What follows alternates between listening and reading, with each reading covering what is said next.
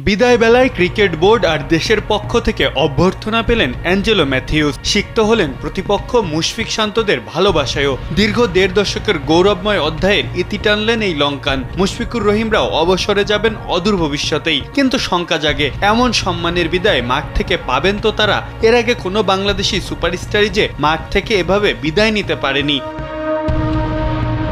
ম্যাথিউসের দীর্ঘ পদচলায় বহু স্মৃতি আছে বাংলাদেশ দলটার সাথে। আলোচিত সেই টাইমড আউটের কাহিনী তো আজও সরব ক্রিকেট পাড়ায়। যদিও ম্যাথিউস ম্যাচের আগের দিন সংবাদ সম্মেলনে জানিয়েছেন সেই নিয়ে আর কোনো রাগ নেই তার। বাংলাদেশ দলে তার কোনো শত্রু নেই, সবার সাথেই আছে বন্ধুত্বপূর্ণ সম্পর্ক। মাঠের ঘটনা মাঠেই ধামাচাপা হয়ে গেছে। আজ সত্যিই তার চিত্র দেখা গেল। বিদায় বেলায় তার কাছে ছুটে আসলেন শান্ত মুশফিকরা, আলিঙ্গন করে জানালেন বিদায়।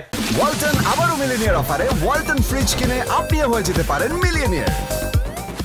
পুরো ক্রিকেট বিশ্ব থেকে ভালোবাসা পাচ্ছেন অ্যাঞ্জেলো। রোহিত শর্মা এক ভিডিও বার্তায় জানালেন সেই অনূর্ধ্ব-19 থেকেই খেলতে পারাটা তার কাছে বেশ আনন্দের। এত লম্বা সময় নিজের দেশের সেবক হিসাবে কাজ করতে পারাটা ম্যাথিউসের জন্য গর্বের হিসাবেই আখ্যা দিলেন তিনি। শ্রীলঙ্কান সাবেক পেস বোলার চামিন্ডা ভাসও দিলেন বিদায় বেলায় শুভেচ্ছা বার্তা।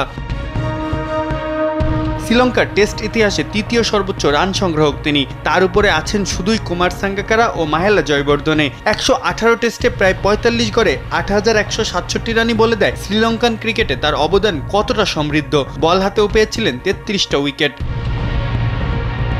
শেষবারের মতো টাইগারদের বিপক্ষে ব্যাট হাতে মাঠে নামবেন তিনি। প্রতিপক্ষ, দেশ, স্টেডিয়াম সবখানেই উঠবে তার নামে রব। গার্ড অব অনারের মধ্য দিয়েই শেষের শুরু হয়ে গেল। একজন কিংবদন্তির বিদায়টা তো এমনই হওয়া উচিত। প্রতিটি দেশই সেই ধারা অব্যাহত রেখেছে, কিন্তু ব্যতিক্রম বাংলাদেশের সিস্টেম।